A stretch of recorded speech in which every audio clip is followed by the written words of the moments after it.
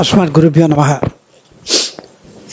ஸ்ரீ ஜெயந்தி உற்சவத்தின் போது அடியேன் சின்னதாக ஒரு 10 நிமிஷத்துக்கு கண்ணன் எம்பெருமான் வைபவம் அப்படின்னு ஒரு ஸ்பெஷல் டாக்கில் கிருஷ்ண கர்ணாமிர்தத்திலேருந்து ஒரு 2-3 ஸ்லோகங்கள் எடுத்து லீலா சுகர் எழுதின கிருஷ்ண கர்ணாமிர்தத்திலேருந்து கிருஷ்ண லீலைகளை பற்றி அடியேன் தெரிவித்ததை சில பாகவதோத்தமர்கள் அது ரொம்ப ரொம்ப ஸ்லாக்கியமாக இருந்தது, ரொம்ப ரசித்தோம், ரொம்ப அனுபவித்தோம். கண்ணனுடைய லீலையை ரொம்ப ஆச்சரியமாக இருந்தது. அந்த கிருஷ்ண கர்ணாமிர்தம் அதை பற்றி எல்லா ஸ்லோகங்களுக்கும் அர்த்தம் இருந்தால் நன்னா இருக்கும் அப்படின்னு தெரிவித்ததன் பேரில் அந்த கிருஷ்ண கர்ணாமிர்தத்தை இந்த ஸ்ரீ ஜெயந்தியை முன்னிட்டு நம்ம ஏன் அனுபவிக்கக்கூடாது மொத்தமாகவே அப்படின்னு ஒரு ஆசை, பகவத் சங்கல்பம், கண்ணனுடைய அனுகிரகம். அதை பற்றி ஏதோ யதாசக்தி அந்த அர்த்தங்கள்லேருந்து வியாக்கியானத்துலேருந்து உங்ககிட்ட ஷேர் பண்ணிக்கலான்னு. ரொம்ப ஆச்சரியமான ஒரு ஸ்லோகங்கள் கிருஷ்ண கர்ணாமிர்தம்னு லீலா சுகர் எழுதினது. நாராயணனுடைய தசாவதாரங்கள்லேயே கிருஷ்ணாவதாரத்துக்கு ஒரு தனிச்சிறப்பு. அதுவும் மற்ற அவதாரங்களுக்கு இந்த அளவு கண்ணனுடைய அவதாரம் இந்த அளவுக்கு காணப்படவில்லை அந்த சிறப்பு. இந்த அவதார வரலாறுகளை பற்றி ஸ்ரீமத் பாகவதம் மற்றும் இல்லை, புராணங்கள், இதிகாசங்கள், மகாபாரதம், ஹரிவம்சம், காவியங்கள், நாடகங்கள், ஸ்தோத்திரங்கள் எல்லாம் மற்றபடி இதர மொழிகளிலும் கண்ணன் எம்பெருமான் கிருஷ்ணன் என்ற சொல் ஒரு அவதார புருஷனாக ஒரு அனுபவித்து, அதுவும் பரமாத்மாவையும் அவனுடைய பரதத்துவத்தையும் பரத்துவ நிர்ணயத்தையும் குறிப்பிடுகிறது.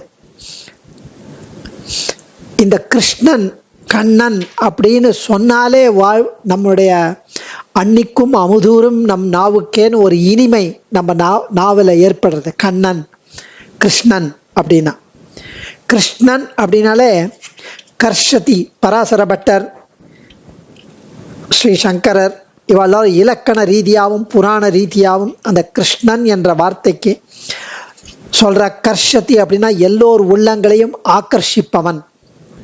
கர்ஷதி அப்படின்னா குழந்தை பருவத்தில் வெண்ணெய் போன்றவற்றை திருடி திருவிளையாடல் புரிந்தவன், லீலை புரிந்தவன், உள்ளங்களை திருடினவன், கிருஷ்ண வர்ணம் கொண்டவன், அதாவது கருநிறத்து செம்மல், நீலமேக சியாமலன்.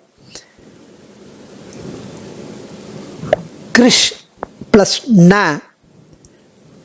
அது ஆச்சரியமான ஆனந்த ஸ்வரூபன் அப்படின்னு. கிருஷ்ணர் துவைபாயனர் அப்படின்றது வியாசர், வேத வியாசருக்கு கிருஷ்ண துவைபாயனர்னு ஒரு பேர். ஸ்ரீ சுகரே ஸ்ரீமத் பாகவத்தில் சொல்றார், கிருஷ்ணாஸ்து பகவான் ஸ்வயம். அதாவது இந்த கிருஷ்ணாவதாரம் பூர்ணாவதாரம். கிருஷ்ணாவதாரத்தில் தான் எத்தனை ஒரு ஒரு அப்ஜெக்டிவ்ஸ், மிஷன் அக்கம்ப்ளிஷ்மெண்ட். உதாரணமாக தேவகி, வசுதேவர், நந்தகோபன், யசோதை ஆகியவர்களுக்கு அவர்களுடைய பூர்வ ஜன்மங்களில் தானே அவர்களுக்கு மகனாக பிறப்பதால் நாராயணன் வரமளித்து, அது ஒரு காரணம். துஷ்டர்கள், பாபிகள் ஆகியோர்களின் ஆதிக்கம் பெருகியதால் பூபாரம் அதிகரித்ததால் அதற்காக அவதாரம் எடுத்தது இன்னொரு காரணம். அந்த பாரம் நீங்குவதற்கு ராமாவதாரத்தில் தண்டகாரண்ய மகரிஷிகள் ராமனுடைய ஆச்சரியமான அந்த திவ்ய சௌந்தரிய திருமேனியை பார்த்து, அதுவும் மர உரி மாத்திரம் தரித்து கொண்டு ஆபரணங்களே இல்லாமல் அந்த அகன்ற தோளும் விரிந்த மார்பும் ஆச்சரியமான முக வடிவழகும், ஐயோ இவன் அழகென்ன அழியா அழகுடையான்னு அந்த அழகனை பார்த்து அவனை ஆலிங்கனம் பண்ணிக்கணும்னு ஆசைப்பட்டாலாம் மகரிஷிகள். அப்படி ஆலிங்கனம் செய்து கொள்ள விரும்பிய அவர்களின் விருப்பத்தை கிருஷ்ணாவதாரத்தில் நிறைவேற்றுவதாக ராமன் வாக்களித்திருந்தான். அவர்கள்தான் கோபியர்களாக பிறந்தார்கள்.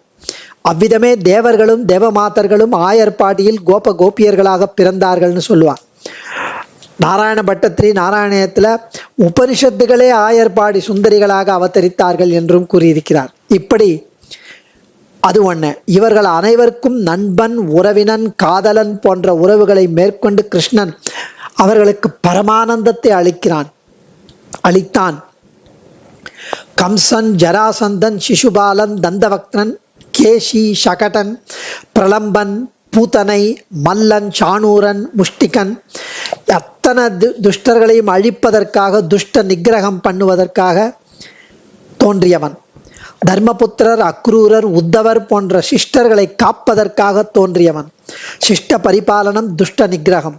இந்த அவதாரம் எடுத்த குறிக்கோள் தர்ம சம்ஸ்தாபனார்த்தாய, தர்மத்தை ஸ்தாபனம் பண்ணுவதற்கு. கௌரவர்கள் போன்றவர்களின் அதர்மத்தை அழித்து பாண்டவர்கள் போன்றவர்களின் தர்மத்தை பரிபாலனம் செய்து தர்ம சம்ஸ்தாபனம் பண்ணவன். அது ஒரு அவதார நோக்கம். எல்லாத்துக்கும் மேல நம்முடைய மானிட இனத்திற்கே ஒரு சாஸ்வதமான ஞானோபதேசமான கீதோபதேசம்.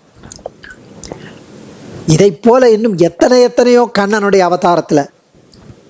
இந்த கிருஷ்ண கர்ணாமிர்தம் லீலாசுகர் எழுதினது. ஸ்ரீ லீலாசுகர் தனிச்சிறப்பு வாய்ந்த கிரந்தம், 13ஆம் நூற்றாண்டை சேர்ந்தது. ஒரு ஸ்தோத்திரம் மட்டும் இல்ல, ஒரு அழகான காவியம் இது. ஸ்ரீ லீலாசுகர் பிரத்யட்சமாகவும் தியானத்திலும் கனவுகளிலும் பற்பல சமயங்களில் தான் கண்டு அனுபவித்து கழித்த கிருஷ்ணானுபவத்தை பரிபூர்ணமாக ஒவ்வொரு ஸ்லோகத்திலும் தெரிவிக்கிறார். இதன் ஒவ்வொரு ஸ்லோகத்திலும் சொல் நயம், பொருள் நயம், செவிகளுக்கு தெவிட்டாத ஒரு இன்ப அமுதம், கர்ண அமிர்தம். கர்ணம்னா காது, செவி, அதுக்கு அமுதம். இவரை பற்றி ஆதாரபூர்வமாக விவரங்கள் கிடைக்கலனாலும் இவருடைய இயற்பெயர் பில்வமங்கலன், பில்வமங்கள்னு பேராம். கேரளால பிறந்தார் என்றும் 13ஆம் நூற்றாண்டில் வாழ்ந்தார் என்றும், இவர் ஞானோபதேசம் பெற்ற பிறகு லீலாசுகர் என்ற பெயரில் பெரும்பாலும் பிருந்தாவனத்தில் வசித்து வந்தார் என்றும் சில ஆய்வாளர்கள் சொல்றார், புஸ்தகத்துல தெரிவிக்கிறது. இவரை பற்றிய ஒரு ஒரு ஒரு பிரசித்தமான கர்ண பரம்பரை விருத்தாந்தம் கூறப்பட்டு வருகிறது. அதாவது கர்ண பரம்பரைனா சொல்லி சொல்லி வந்த ஒரு விஷயம். இவர் வேதங்கள், சாஸ்திரங்கள் முதலியவற்றை கற்றறிந்தவர் என்பதுடன் ஒரு பெரிய பணக்காரராக இருந்தார், செல்வந்தராக இருந்தார். சந்தர்ப்பவசமாக இவர் சிந்தாமணி என்ற ஒரு வேசியுடன், ஒரு தாசியுடன் மனதை பறிகொடுத்து அவளிடம் காம வயப்பட்டு, காதல் வயப்பட்டு, அவளே கதி என்று இருந்து மனசை பறிகொடுத்து அங்கேயே தங்கிவிட்டார். தனது கடமைகளையும் அனுஷ்டானங்களையும் நாளடைவில் துறந்து வேசியிடமே தீராத மையல் கொண்டிருந்தார்.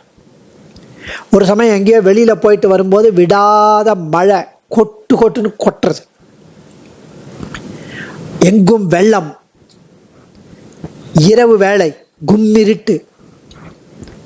இவர் எப்படியாவது அந்த சிந்தாமணி வீட்டை அடைய வேண்டும் என்ற ஒரு வேட்கை, காம வயப்பட்டு அங்க போயே தீரணும் இன்னைக்கு ராத்திரி, இந்த மழையில, இந்த வெள்ளத்துல, வழி தெரியல, இருட்டு.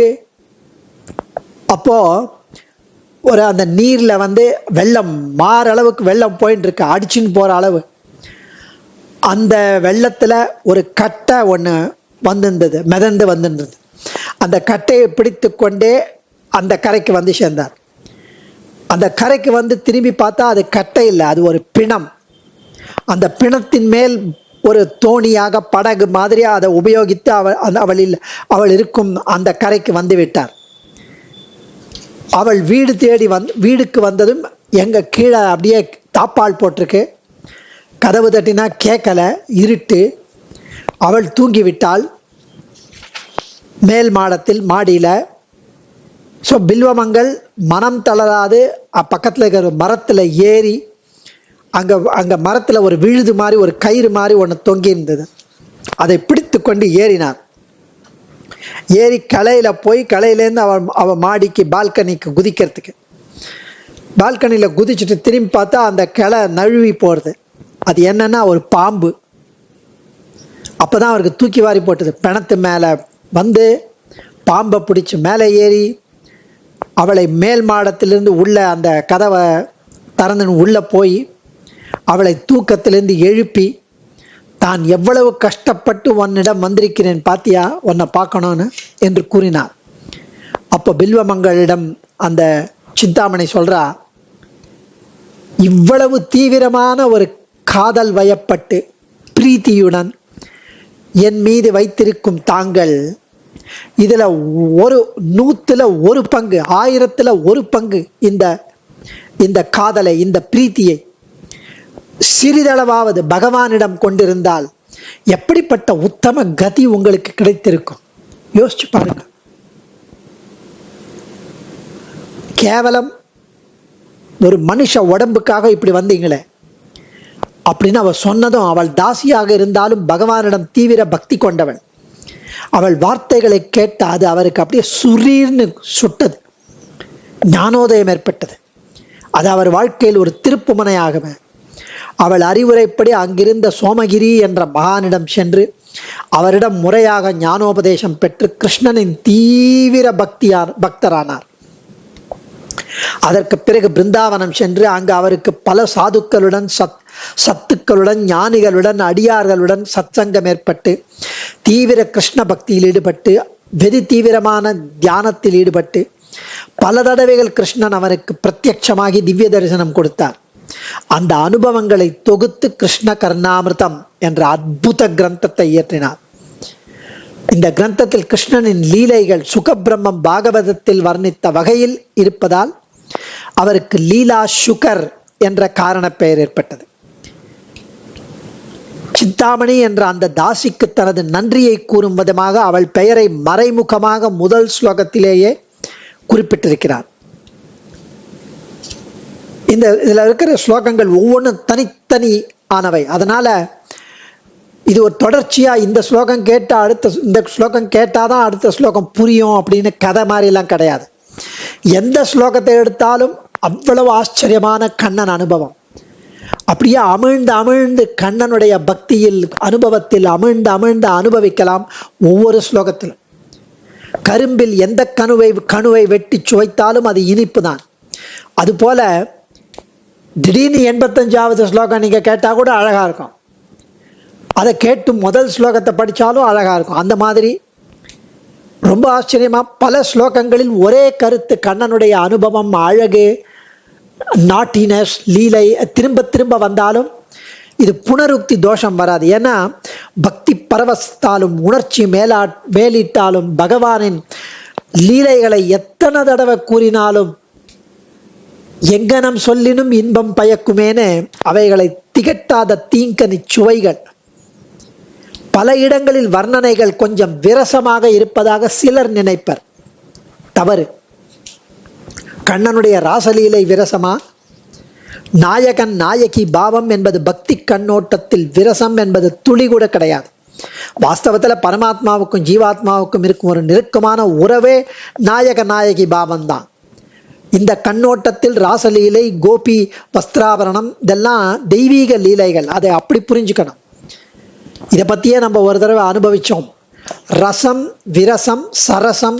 அதாவது ரசம்னா ஆனந்தம், சாட்சாத் பரம்பொருள் தான் ரசோ வைசகா அப்படின்னு வேத வாக்கியமே தெரிவிக்கிறது. அந்த பரமாத்மாவின் சாநித்தியம் கொண்ட அனைத்து விஷயங்களும் சரசம். அவனுடைய சாநித்தியம் இல்லாத எந்த விஷயமும் விரசம். பாமர மக்களின் கண்ணோட்டத்தில் பகவானுடைய லீலைகளை பார்க்க கூடாது, அனுபவிக்க கூடாது. இது பாரமார்த்திக கண்ணோட்டத்தில் தான் நாம் அனுபவிக்க வேண்டும். ஒரு பிரபன்னனின் கண்ணோட்டத்தில் அனுபவிக்க வேண்டும். ஒரு பக்தனின் கண்ணோட்டத்தில் நாயகி பாவத்தில் அனுபவிக்க வேண்டும். இதுல 3 பாகங்கள் இருக்கு. அந்த 3 பாகங்களுக்கு ஆஸ்வாசம்னு பேரு. முதல் ஆஸ்வாசம் ஒரு 108 ஸ்லோகம், 2வது ஆஸ்வாசம் ஒரு 100+ ஸ்லோகம், 3வது ஆஸ்வாசம் மறுபடியும் 100. ஆஸ்வாசம்னா அப்படியே பெருமூச்சு விட்டு களைப்பாறுதல். ஸோ இந்த பிரபந்தத்தை ஒரே மூச்சா படிக்காதீங்க. கொஞ்சம் களைப்பாரிட்டு மறுபடியும் அனுபவியுங்கள், மறுபடியும் இன்புறுங்கள். அதான் பிராணாயாமத்துல பூரகம், கும்பகம், ரேச்சகம் அப்படின்ற மாதிரி 3 பிரிவுகள் இருக்க மாதிரி இங்க 3 ஆஸ்வாசம். அது இல்லாம சுவாமி தெரிவிக்கிறார், இங்க ஸ்லோகங்களை சற்று உறக்க படியுங்கள். இசை ஞானம் உள்ளவராயிருந்தால் உங்களுக்கு தெரிந்த மெட்டில் பாடி பாருங்கள். அது உங்களுக்கு செவிகளுக்கும் கேட்போர் செவிகளுக்கும் அமுதமாயிருக்கும். அதுதான் கர்ணாமிர்தம், கிருஷ்ண கர்ணாமிர்தம். உங்களுடன் அந்த அமிர்தத்தை பருகிய கிருஷ்ணன், அந்த அமுதம் உங்கள் உள்ளத்தில் பாய்ந்தோட இந்த விளக்க உரையை கேட்டு அந்த வள்ளல் எம்பெருமான், கண்ணன் எம்பெருமான் உங்களுக்கு பேரானந்தத்தை கொடுக்கும் வகையில் அவன் தயாராக நிற்கிறான், உங்களை தயார்படுத்துகிறான் என்று கவியே கூறுகிறார். லீலாசுகரே. சர்வம் ஸ்ரீ கிருஷ்ணார்ப்பணமஸ்து. அடியேன் தன்யோஸ்மி.